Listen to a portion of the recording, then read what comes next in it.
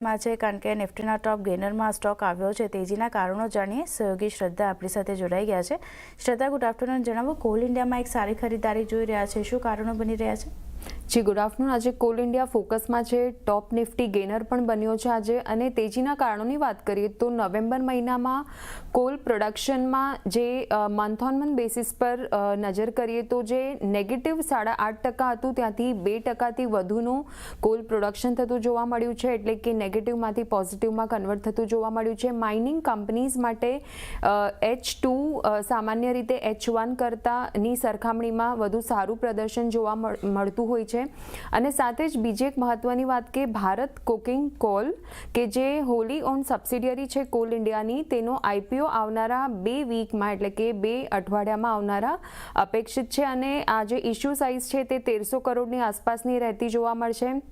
અને સાથે જ એવું માનવામાં આવી રહ્યું છે કે એમાં શેર હોલ્ડર કોટા પણ તેઓ અલગથી રાખશે અને આ એક પ્યોર OFS હશે, એટલે કે ઓફર ફોર સેલ, અને ફ્રેશ ઇશ્યુ નહીં હોય, એટલે કે કંપનીને પૈસા નહીં જાય આમાંથી કોઈ।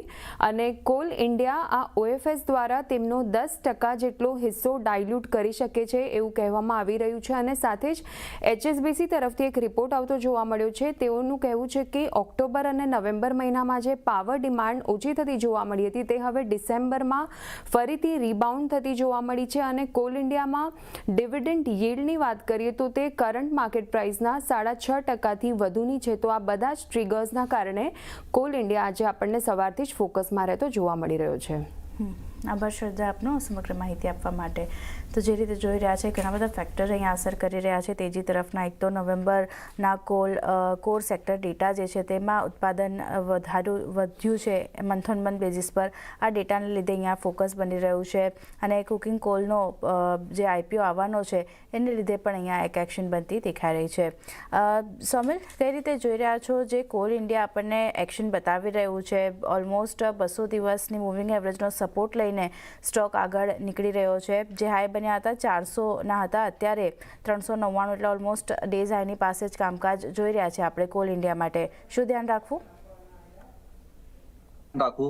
200 ડેલી મૂવિંગ એવરેજની આસપાસ 390 380 ની આસપાસ આ એક સપોર્ટ ઝોન છે અને મને નથી લાગતું કે નીચે ના તૂટે, એટલે ત્યાં એની આસપાસ એક સ્ટોપ લોસ રાખી અને ઉપરમાં ટાર્ગેટ એક્સપેક્ટ કરવા અરાઉન્ડ 423 445 આ બે ટાર્ગેટ ધ્યાનમાં રાખવા। હવે આ સ્ટોક લાસ્ટ 3-4 મહિનાથી એક રેન્જમાં ટ્રેડ કરી રહ્યો છે અને આ રેન્જ છે અરાઉન્ડ 400 અને 370। આ 30 પોઈન્ટની રેન્જની અંદર આ સ્ટોક ટ્રેડ કરી રહ્યો છે। મને લાગે છે કે હવે આ બ્રેકઆઉટ મળી ગયું છે આપણને અને ઉપરમાં પહેલો ટાર્ગેટ 423 અને બીજો ટાર્ગેટ 445। 423 445 સુધીના ટાર્ગેટ અહીંયા બનતા જોવા મળી શકે છે કોલ ઇન્ડિયા માટે, ધ્યાન રાખવાનું રહેશે।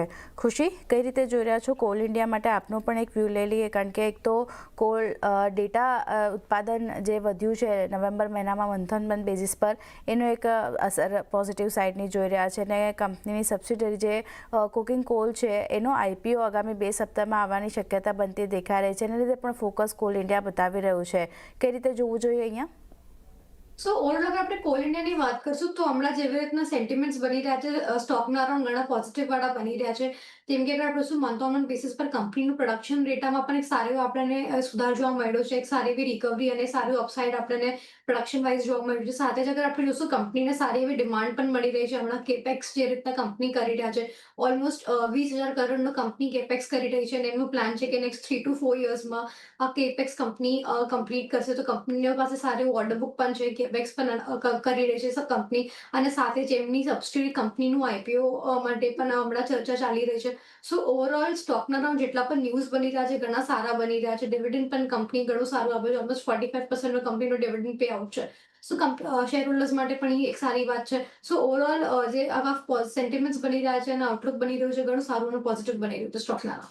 ઓકે, પોઝિટિવ આઉટલુક બનતું દેખાઈ રહ્યું છે કોલ ઇન્ડિયા। ટેકનિકલી ફંડામેન્ટલી બંને રીતે સ્ટોક સારો લાગી રહ્યો છે, ધ્યાન રાખવાનું રહેશે। આપણી સાથે જ ફરી